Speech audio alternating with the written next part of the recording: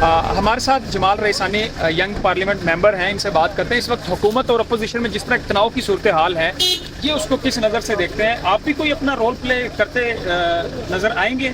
دیکھیں جی، میں ایک چیز کا قائل ہوں کہ میں نے اپنا ڈپلوما بھی پیس اینڈ کانفلکٹ اسٹڈیز کی ہے، اور ایک چیز کا میں قائل ہوں جو کہ ہوتا ہے ڈائلاگ، نیگوشیشن. اس کے لیے ایک میڈیٹر کا ضرورت ہوتا ہے. میڈیٹر ہوتا ہے تھرڈ پرسن پارٹی.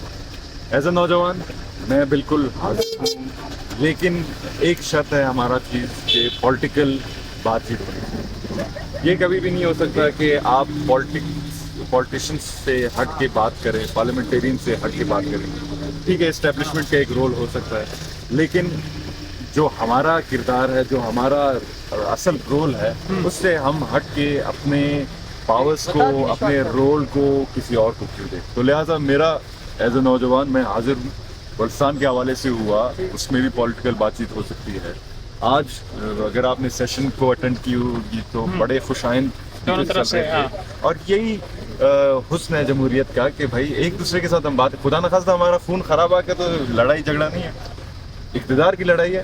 پولیٹیکلی حل ہو سکتا ہے، اور پولیٹکس کا مطلب ہی یہ ہے کہ اپنے ڈفرینسز کو سولوشنز میں کیسے بدلتے ہیں، اپنے ڈفرینسز کو سائڈ پہ رکھ کے ملکی مفاد کے لیے کیسے جدوجہد کرتے ہیں. تو جب یہ دونوں طرف مذاکرات کی باتیں ہو رہی ہیں تو پھر عملی قدم کیوں نہیں بڑھایا جاتا کسی بھی طرف سے؟ دیکھیں جی، یہ ایک اچھا سوال بھی ہے، اور میں سمجھتا ہوں کہ یہ ایٹ اے ٹائم پرابلم بھی ہمارا ہے.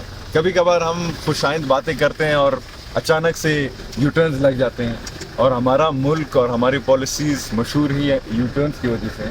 تو لہٰذا ابھی آج کا جو ٹھوس اقدامات، ٹھوس اسپیچز ہم نے سنے ہیں دونوں طرف سے، لیڈرانس کی طرف سے، تو یہ ایک اچھا پیغام جا رہا ہے کہ شاید اس میں عملی کام ہوگا. اگر لہٰذا نہیں ہوتا، فلور آف دا ہاؤس پہلے بھی اوپن ہے، دیکھیں گے کہ کیا ہوتا ہے اس میں.